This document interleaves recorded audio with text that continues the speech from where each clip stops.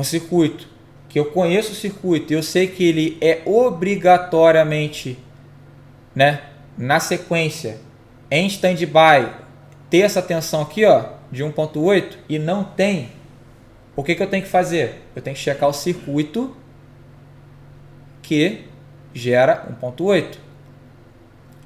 Se eu tenho um circuito que gera, se eu tenho um problema, por exemplo, na linha de 1.1, não está sendo gerado 1.1, e eu sei que esse 1.1 aqui é gerado por um circuito, tá? Eu vou conferir o circuito de 1.8 se eu tenho 1.8, e se aqui não se comunica, se aqui não se comunica com aqui, eu vou ficar perdendo meu tempo aqui? Obviamente que não.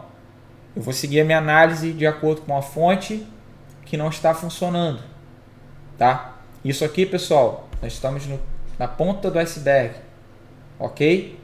A gente vai detalhar cada detalhe dessa inicialização para vocês entenderem, tá? Isso aqui é um esboço do esboço do esboço, uma forma mais superficial possível de como trabalha um console, ok? 12 volts, tensões primárias, subtensões primárias, digamos assim, porque são fontes que são geradas após essas aqui, e após isso tudo, chipset, memória, botão, e aí sim, vamos começar a se preocupar com o Power On, ok? A partir dessas etapas aqui, analisando cada passo de forma detalhada, obrigatoriamente o console já vai ter que ligar, tá? Ele vai ter que startar. Se o seu botão aqui, por exemplo, tem 3 volts, né? Significa que esse cara aqui, que é o chipset, né? Ele teoricamente está funcionando, porque é ele que gera esses 3 volts. Ao clicar no botão do Power, você gera um pulso em nível lógico baixo, tá? Esse pulso é interpretado pelo chipset, automaticamente ele vai habilitar todo o circuito de Power On, ok? Vamos lá. Não vou pedir permissão de vocês para apagar, tá, pessoal? Você já deve ter copiado aí. Vamos lá. Deixa eu só responder as perguntas aqui rapidinho. Boa noite. Tem diagrama e bloco dos consoles igual aos controles que você fez? Toninho, eu tô fazendo. Já fiz do Xbox 360, né? Tô fazendo agora do Xbox One S. E em breve vou fazer dos próximos. Show? Para deixar que em breve a gente vai ter todo esse material aí. Mas eu posso fazer um esboço de uma forma detalhada para vocês e mando para vocês depois no grupo, igual eu fiz dos controles lá. Fica fácil para entender de uma forma mais geral, sabendo que isso é só a base de funcionamento. Vocês precisam entrar de forma detalhada em cada circuito para poder compreender a forma de trabalho deles, ok? O step down é igual ao comutador do notebook? Não, Toninho. O comutador do notebook ele é um MOSFET, tá? Ele é um MOSFET que ele converte, que do lado direito, digamos assim, ele vai segurar a tensão da bateria, do outro ele vai segurar a tensão de alta, que vem da fonte. Quando você despluga o carregador, ele chaveia e passa a alimentar o notebook com a tensão da bateria, tá?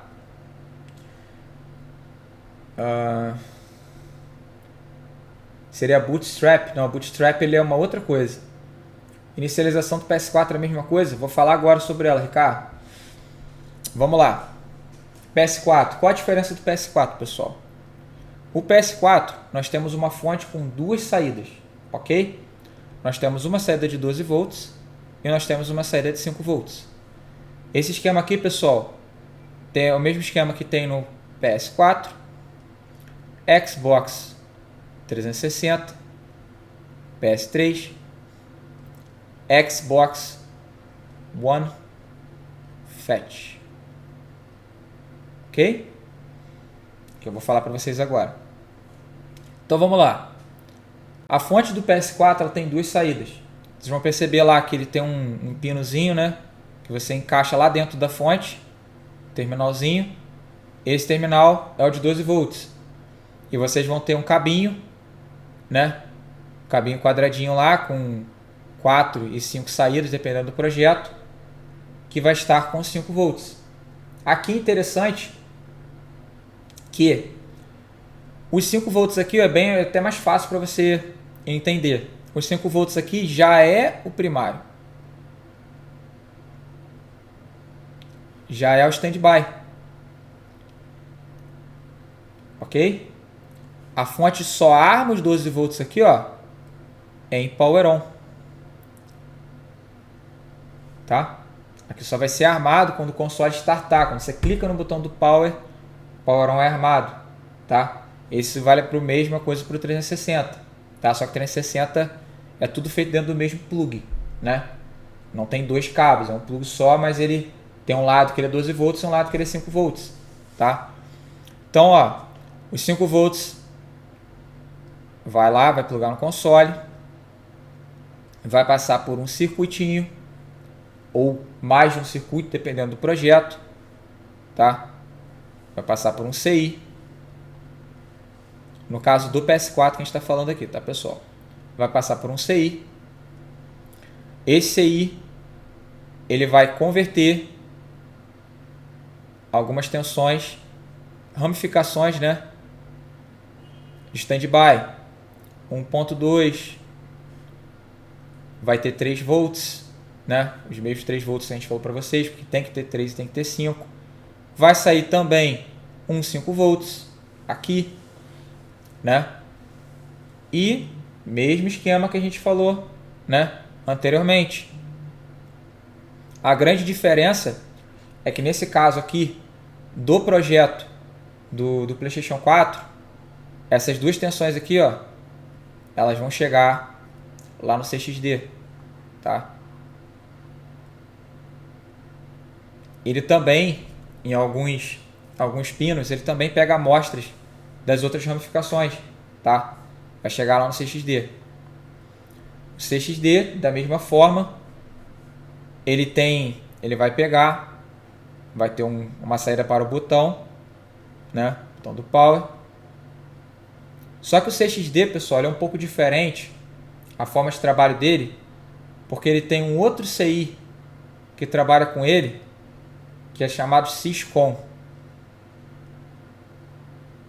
O Syscon, ele também é uma central de comandos, mas aqui ele guarda as encriptações. Tá? A Sony trabalha muito com isso, com a encriptação. Tá? Esses 3 volts aqui também, pessoal, vai alimentar a nossa NOR, que também é uma memória parecida com a NAND que a gente falou, tá? Tudo isso, pessoal, pesquise depois mais a fundo o que é uma NOR. Vocês vão perceber, é um tipo de memória, tá? Aqui também, ela também tem uma gravação, tá? Aqui é gravado, aqui é gravado. Se esses dois componentes aqui derem defeito, adeus, não tem o que fazer, tá? É casado com a placa, né? Casado com a CPU e você não tem como trocar, tá? Se der defeito nessas duas peças aqui, já era, ok? O CXD, galera, também trabalha, tá? Deixa eu só puxar um pouquinho para o lado para vocês aqui. Deixa eu ver se eu consigo puxar um pouquinho para o lado. Vê se melhorou um pouco aí, pessoal. Não vai adiantar muito não, mas deixa eu ver se eu chegar um pouquinho para baixo aqui se melhora. Acho que agora ficou melhor, né? Então, pessoal, o CXD também, ele também tem uma memória cache, que ele grava informações nela, tá? Ele grava e recolhe informações aqui, ó, tá? Ele, como eu falei, ele trabalha para o Syscon, ele é uma central de ações. Só que o CXD, esses estudos não são meus, pessoal. Pelo que eu tenho estudado nos fóruns, né, os fóruns russos lá e tal, o pessoal fala bastante sobre o CXD, é que ele não é tão, por exemplo, igual a gente falou agora do KIC, né, que é o chipset ali do Xbox. O CXD ele não tem porta programável, ele não consegue comutar informações ali em rápida velocidade e tomar decisões ali. Entendeu? Ele não consegue tomar decisão de acordo com que algo aconteça. Ele acaba dependendo de componentes externos para fazerem isso. Eu acredito que esse é o motivo da informação aqui, ó, do Syscon trabalhar com ele, tá? O CXD, pessoal, ele é um chipset, só que ele é um pouquinho diferente. Então ele troca a informação aqui, ó, com o Syscom. Por exemplo, acontece alguma atividade, acontece algum retorno, alguma informação ali que esteja em falha, ele consulta o Syscom.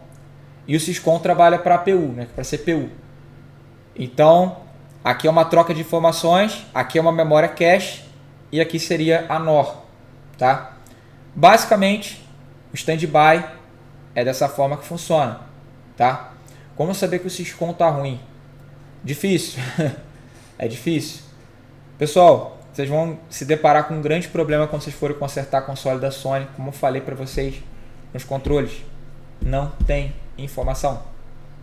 Não tem datasheet. Na grande maioria dos componentes não tem datasheet. Tá? O que a gente tem de informação de PlayStation foi informações que a gente foi estudando comportamentos. Tá? De acordo com o que a gente foi estudando os comportamentos, a gente foi aplicando na bancada, foi aprimorando, foi desenvolvendo. Tá? Mas não tem informação precisa. Não existe ainda em mãos, pelo menos em terras brasileiras, esquema elétrico de PlayStation 4, para que a gente possa ver realmente o funcionamento disso. As informações que eu estou passando para vocês são informações que eu estudo e estudei, né, nesses fóruns aí da vida, os fóruns russos, os fóruns chineses, que a gente vai olhando, vai aprendendo, tá? A forma que eles trabalham, principalmente os que trabalham com programação, tá? Existe uma equipe, tá, que eles trabalham em cima disso aqui, ó, o tempo inteiro. O desbloqueio que existe hoje, tá? Que existe hoje do PS4 foi uma falha que saiu em uma atualização que eles encontraram de encriptação aqui, ó, no Syscom. Eles conseguiram pegar uma codificação aqui, uma mudança de um código no Syscom e conseguiram quebrar a segurança do equipamento, tá? O que vocês precisam entender da topologia?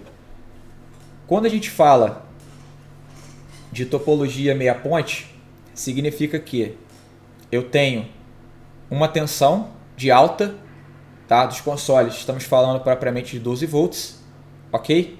E eu preciso utilizar essa mesma tensão para subdividir, né, ela na placa para uma linha específica com corrente, tá? Corrente específica, preciso de uma tensão também específica, tá? Eu preciso obter essa saída aqui regulada, ok? Sendo extraído da mesma fonte, sem alterar a corrente, né? Propriamente dizendo, sem eu mexer nessa corrente, sem eu mexer nessa tensão, eu preciso obter uma saída regulada com esses requisitos aqui, corrente e tensão, ok? Então, nossa topologia meia ponte ela é feita para isso, tá? Eu vou obter uma saída com esses requisitos. Primeiro ponto, para que eu consiga uma corrente, uma tensão regulada, eu preciso trabalhar com um fenômeno chamado Dutch Cycle. O Dutch Cycle, ele nada mais é do que uma frequência de chaveamento, ok? O que seria uma frequência de chaveamento? Imagina uma lâmpada, tá? Onde eu precisaria colocar ela em meia iluminação. Como é que eu faria isso? Tá? Como é que eu colocaria uma lâmpada em meia iluminação? Se eu tenho um interruptor e eu desligo ela, vai estar totalmente apagada. Se eu ligo ela, vai estar 100% acesa. Mas se eu pudesse ligar e desligar essa lâmpada numa frequência específica, isso vai me gerar um efeito de meia iluminação. Isso é que é chamado de Dutch Cycle. Como se eu ligasse e desligasse algo, né, em uma porcentagem específica, a fim de obter um nível de tensão que eu preciso para alimentar aquele circuito. Como a gente está falando de uma lâmpada aqui, propriamente dizendo, a lâmpada. Então imagina que eu ligasse e desligasse, né, numa frequência específica. Frequência seria Hertz, tá? Frequência. Então, eu ligo e desligo aquela lâmpada em 50%, tá? Vamos supor que eu conseguisse obter 50%, né, desse ligar e desligar em 50%. 50% de 12 volts será 6 volts, né? Vamos supor que eu consiga, melhor ainda, eu quero diminuir ela para 10%, aquela lá bem fraquinha, eu faria esse chaveamento aqui de forma mais espaçada, a fim de obter 10%. Então seria basicamente 10% ligada, né? Então essa onda seria pequenininha. Ela seria mais tempo desligada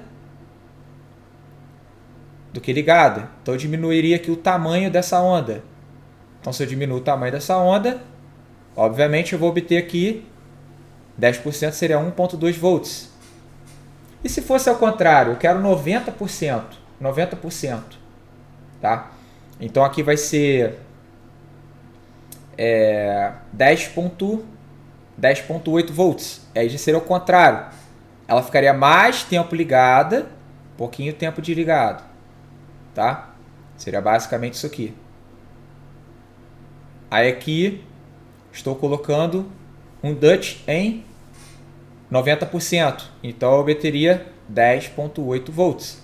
O que vocês precisam compreender é que esse circuito ele é chaveado, tá? Numa porcentagem específica. Essa porcentagem é determinada em Hertz. Hertz significa quantas vezes por segundo. Quantas vezes por segundo eu preciso ligar e desligar esse circuito para obter 6 volts? Tem uma frequência específica. Quantas vezes eu preciso ligar e desligar esse circuito ou manter ele desligado, né, por mais tempo? Qual o ciclo que eu preciso fazer para obter 10%? Tem uma frequência específica. Qual é o tipo de chaveamento aqui e a frequência que eu preciso obter para obter 90%? Vai ter uma frequência específica.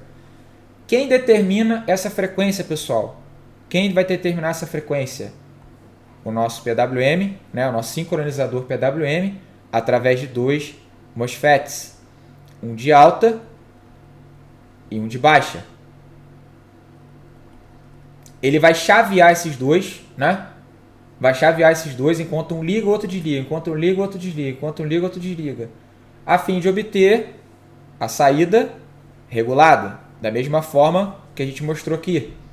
Deixa eu tentar achar aqui, pessoal, um slide para mostrar para vocês que eu fiz para um workshop. Deixa eu só alterar a tela aqui para vocês e mostrar para vocês aqui um slide. Se eu encontrar aqui eu já mostro para vocês. Eu fiz para um workshop e ficou interessante para entender essa parte do Duty Cycle. Deixa eu só ver se eu acho aqui. Legal, consegui achar aqui. Deixa eu só colocar para vocês.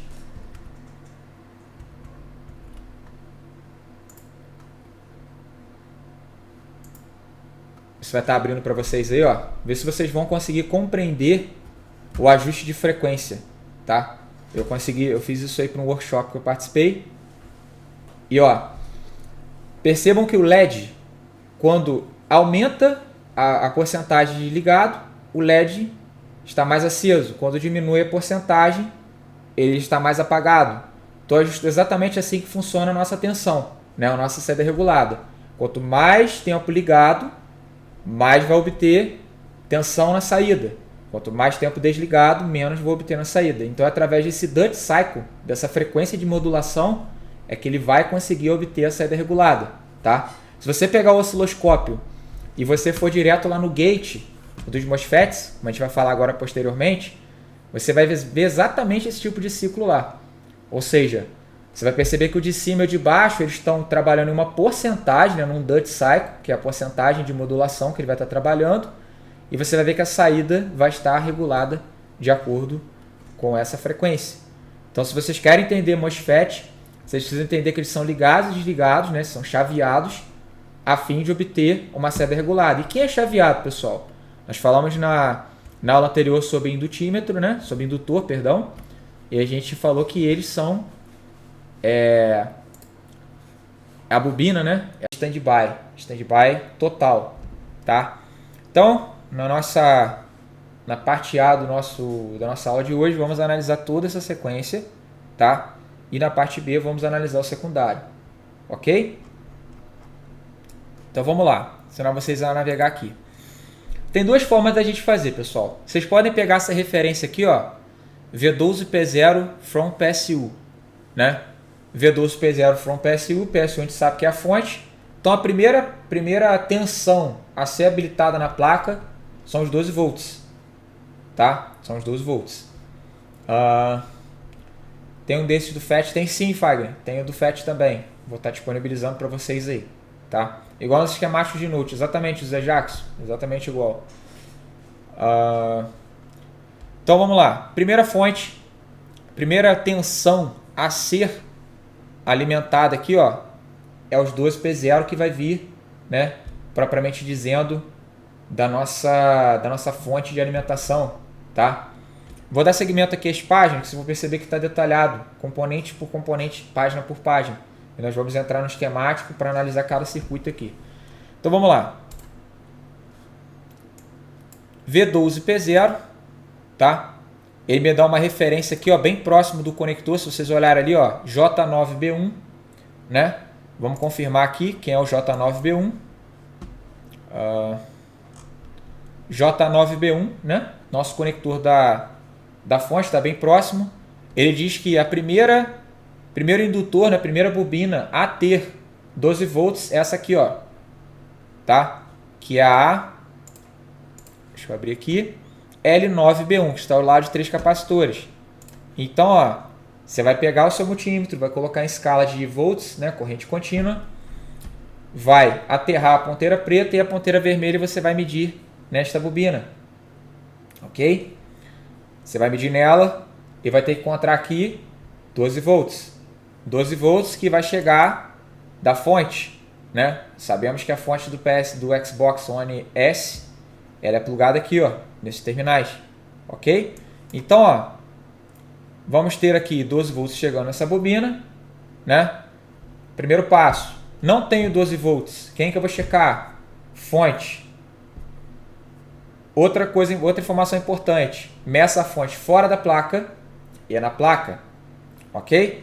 A fonte aqui do nosso Xbox, para medir fora da placa, você vai ter que medir dos terminais da direita para a esquerda, tá? Fora da placa, você alimenta ela lá na energia, coloca o seu multímetro em escala de volts corrente contínua e vai medir sua fonte.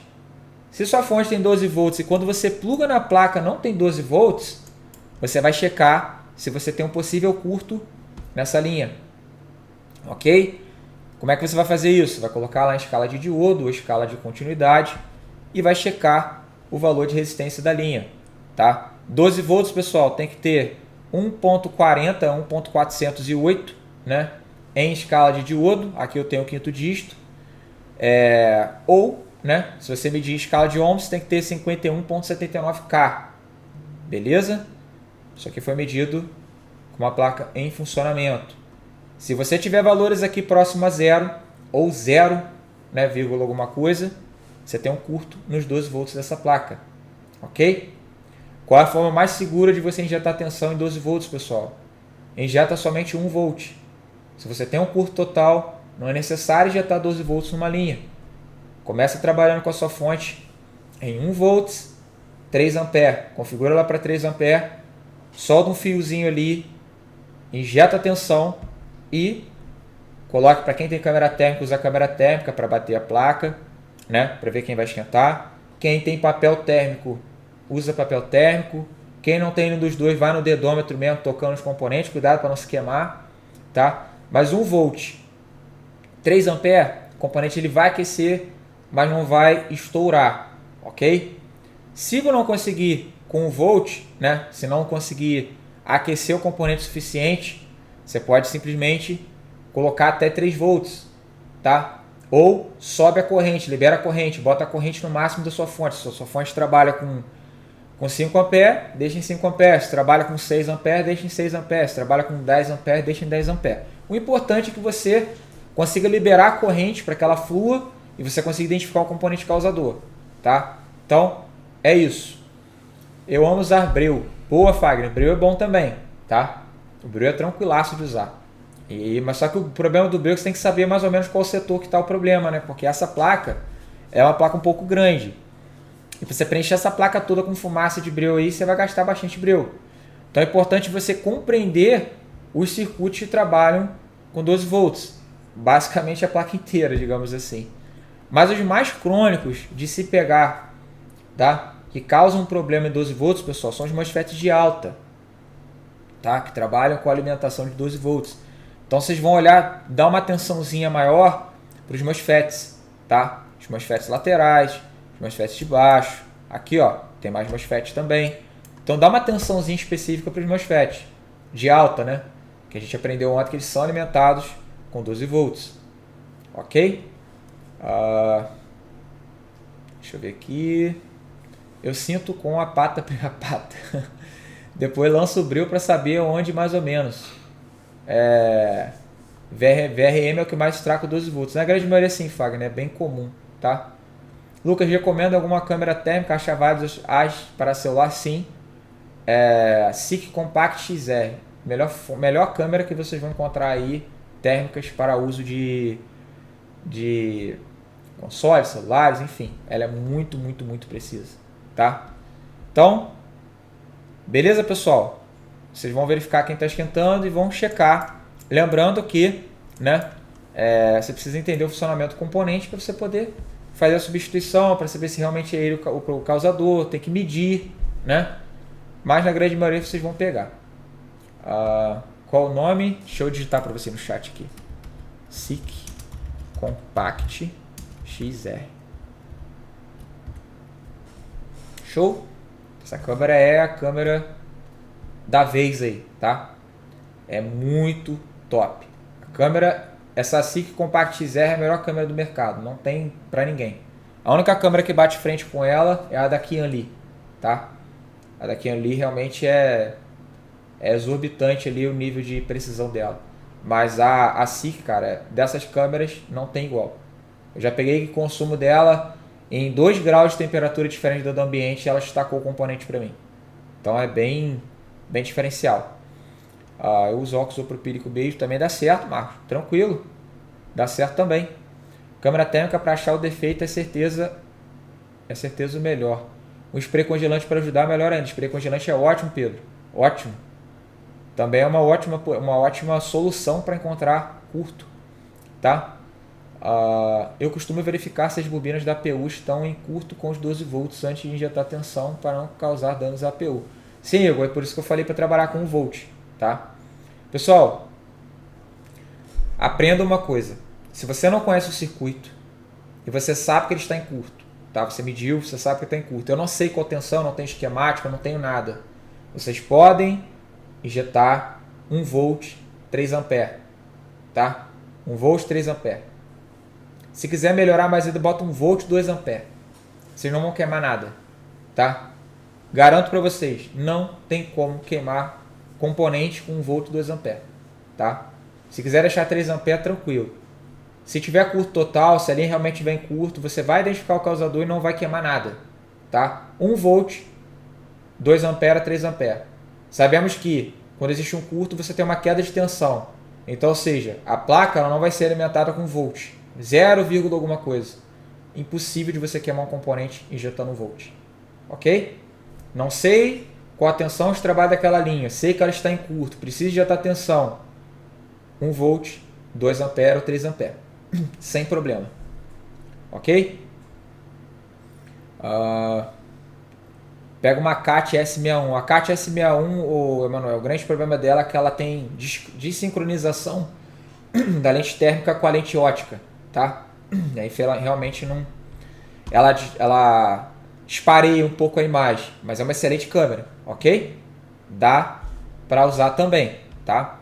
Mas a SICK ela não tem ela não espareia, porque ela usa o mesmo globo, a mesma sincronização para mostrar o componente, então é muito preciso, tá? Lucas, até que vocês colocam 1 volt, mas tem curta absoluta, a tensão fica quase 0. Exatamente, Fábio, acabei de explicar isso aí, tá? Então você tem uma redução muito grande, impossível de você queimar componente injetando 1 volt. 1 volt, 2 a 3 ampere, não tem erro, tá? Lógico, se eu percebo e sei que o circuito pode trabalhar com uma tensão um pouquinho mais alta, eu posso botar 2, 3 volts. Vocês vão vendo de acordo com a necessidade, mas não adianta. Se a sua fonte está consumindo 3 ampere, você aumentar a tensão. Não vai adiantar, tá? Libera mais a corrente. Você está com 1 volt, já está em 3 ampere e ninguém esquenta, libera um pouquinho mais a corrente, tá? Vai lá e bota 4 ampere, 5 amperes na sua. Aumenta a corrente, não aumenta a tensão. Se for necessário aumentar a tensão, tente pelo menos conhecer o circuito que você está medindo. Tá? Vou mandar uma lente que comprei para usar na SIC, que fica muito bom. Sim, pode mandar aí, a lente macro, né? Essa lente é muito boa, eu tenho ela aqui, que ela fica um pouco mais próxima. Tá?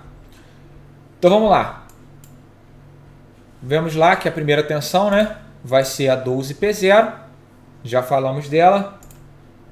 Aqui nós temos, ó, uma referência do osciloscópio de como é visto, né? Se você pegar para medir com o osciloscópio essa bobina, como é que ela vai estar na placa. Deixa eu tentar mostrar para vocês aqui. Aí, acho que vai dar para ver um pouquinho melhor aí. Ó, quando você pluga a fonte, ela tem uma elevação.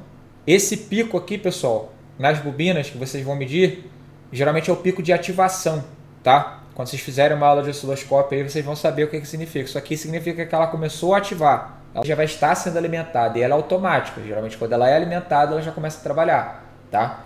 Ela é, como eu falei para vocês, o chipset é a nossa central de ações, né? Então ela guarda um comando do usuário a partir do momento que ela já está alimentada. Ela entende que você plugou o equipamento na fonte, tá?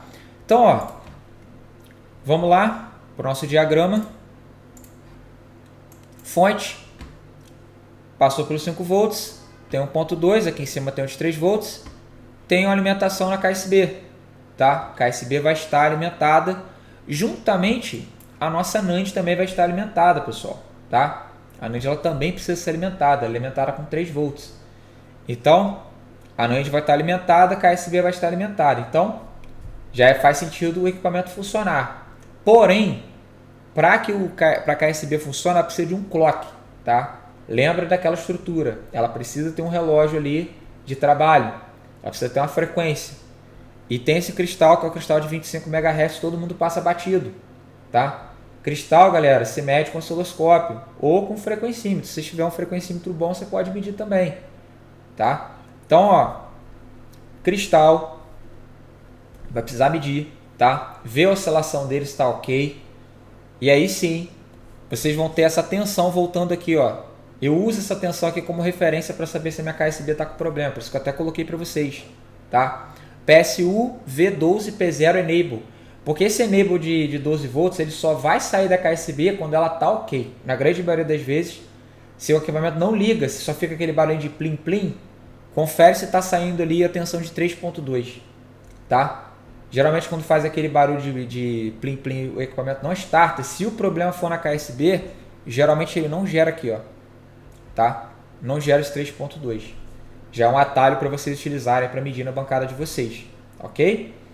Se caso o problema for NAND, aí já complica um pouquinho, porque NAND geralmente não tem muita portas que dá para se testar, tá? Poucas portas que dão para se testar ali a questão da NAND, porque a NAND ela trabalha muito com comunicação digital, né? Então você vai ter que mais aqui medir ondas, comunicações, protocolos e por aí vai, beleza? Então, geralmente vai passar pelo standby, vai para a KSB, KSB vai alimentar lá o botão, né? O circuito do botão. Então você já vai conseguir ligar o console.